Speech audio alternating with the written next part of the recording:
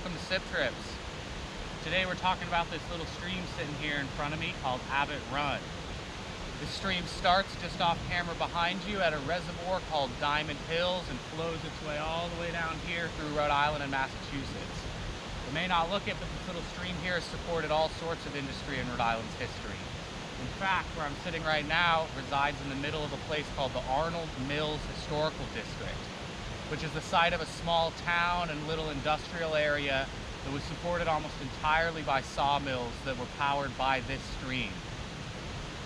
Although, since most of these structures were built over 200 years ago, a lot of them are by now pretty much just rubble.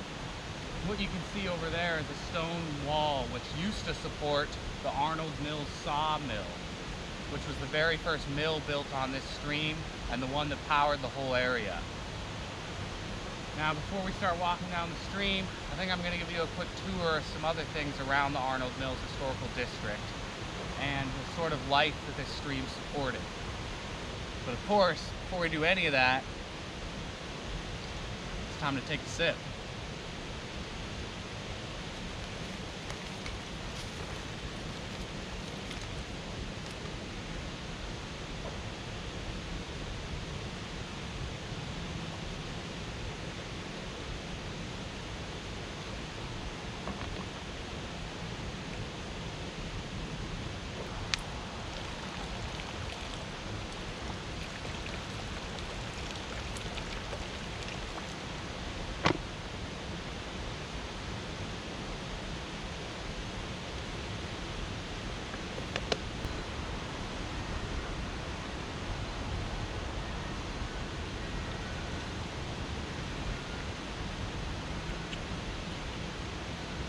It's leafy, it's crisp, it's refreshing, it's cold.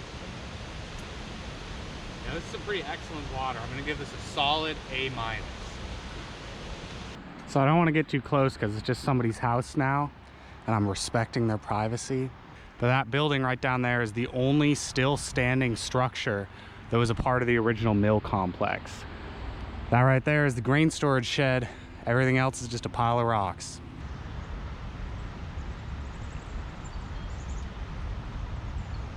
This beautiful little church right here was built sometime between 1825 and 1827. It's called the Arnold Mills United Methodist Church, and it was the place of worship for those that lived and worked around the Arnold sawmill back in the 19th century. It's still active today, and if you come around on a Sunday morning, you might see people streaming in and out of the doors there.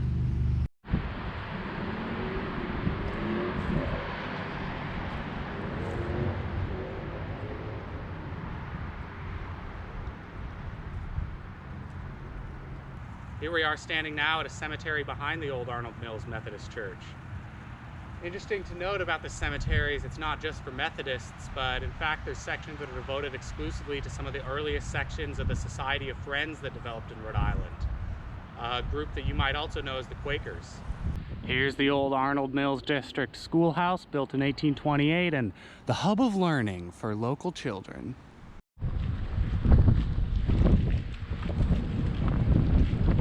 Along this road I'm walking on here are a few cemeteries that are supplemental to the main one around the Methodist Church. Up on the hill there is the Quaker Cemetery, and down here is the Metcalf Cemetery, named for a family that was very instrumental to the development of the Arnold Mills area. But out of all the cemeteries in the area, this is the one I'm most interested in, Peck Cemetery. Most of the graves in here is of soldiers who died fighting in the Revolutionary War. There's a few that I'm going to see if I can find to point out to you guys because I read online that they've got some pretty interesting backstories. See if I can go find them. Now, I thought before I start hunting around for those graves, I better show you the namesake of this cemetery. Up on that monument there are Ira and Mary Peck, the matriarch and patriarch of this family that's entombed here in this little separate gated area. All right, I found one of them. Here's my good friend William Bishop. He died back in the Revolutionary War delivering wood down from here in Cumberland all the way up dozens of miles to Boston. Him and his team of ox froze to death on the way. I guess it's not all that interesting of a story, but no one's probably talked about this guy for a long time, so I thought he deserved a little credit. All right, right here's the other guy I wanted to find, Daniel Peck Whipple and his wife. Now Daniel was a doctor and a surgeon back in the Revolutionary War, which I know isn't all that interesting on its own. I just think it's kind of cool to think about how, since this is a war cemetery, there's a good chance old Doc Whipple here amputated an arm or two from somebody else who's buried right by him. Now we're coming along here to one of the areas I'm most excited to walk through. We've exited the Arnold Mills Historical District now, and we're coming on to another community in another area that's supported heavily by Abbott Run. This here is the Metcalf Franklin farm. You may remember one of the cemeteries I talked about up the road a bit was the Metcalf Cemetery. This was the area that those people worked on for a century. This farm was up and in use all the way up until about 2005. It really is impressive looking at it. There's not a lot of big open fields like this left in Rhode Island anymore.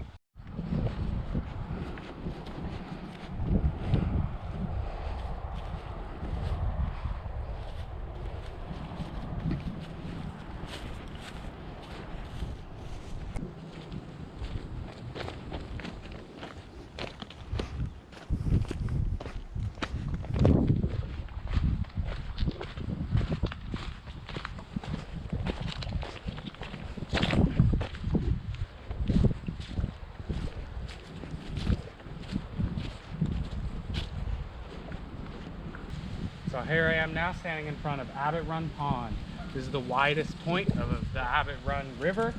And I don't know about you guys, but I'm getting a little thirsty.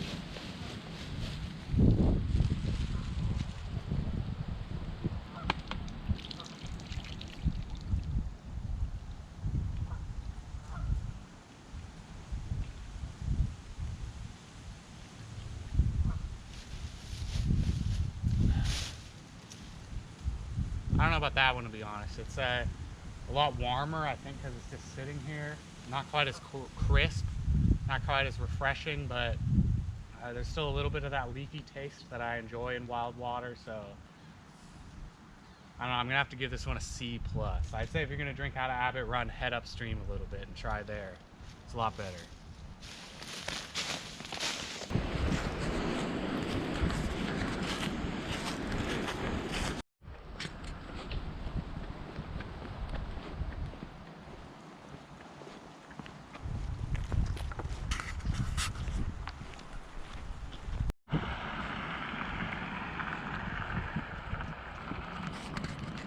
And right here we've got the end of Abbott Run Pond. There's the river right there, shrinking back up again, and we're gonna keep on walking downstream. Okay, so right in front of me at the bridge here is Howard Pond, and I was gonna walk out on this bridge here and take a drink out of the water, but it looks like the bridge is totally closed down, so I can't do that. But I definitely want to get a sip of Howard Pond while I'm here, so I think I'm just gonna sneak through the woods right here. So it looks like the bridge is not only out, but just completely gone. And I'm pretty sure I'm just totally on some dude's property right now, but you know what? You gotta do it for the sip.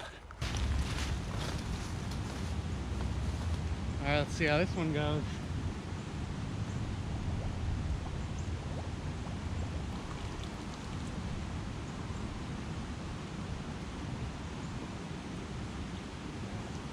I think because this water is not as stagnant as it was up in Abbott Run Pond, and it has a little more movement to it. It's a lot cooler, which is good because I'm getting a little hot even though it's January right now. It's definitely not quite as good as the headwaters of Abbott Run, but I'm feeling a solid B on this. It's refreshing. So this here is going to be the end of my journey along Abbott Run. From here, the river kind of washes off along through Massachusetts, and it mostly just goes through private property and golf courses. I didn't really see anything all that interesting along its banks for the next like 4 or 5 miles. But at the very end, it does snake back into Rhode Island before it meets up with a pond and its terminus. And I'm just gonna head down to that pond and we'll take one last sip before I go. Well, the sun's setting, and I made it down here to the end of our journey along Abbott Run.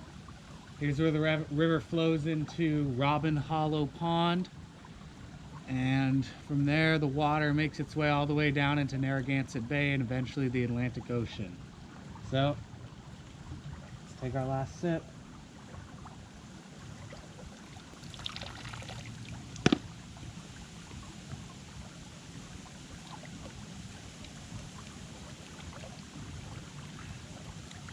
This one tastes like dirt, less leaves.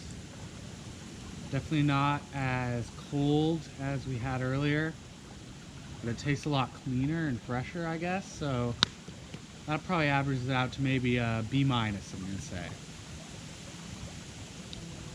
Well, I guess that's the end of our journey. Thanks so much for watching, and I hope you stick around to see the next one.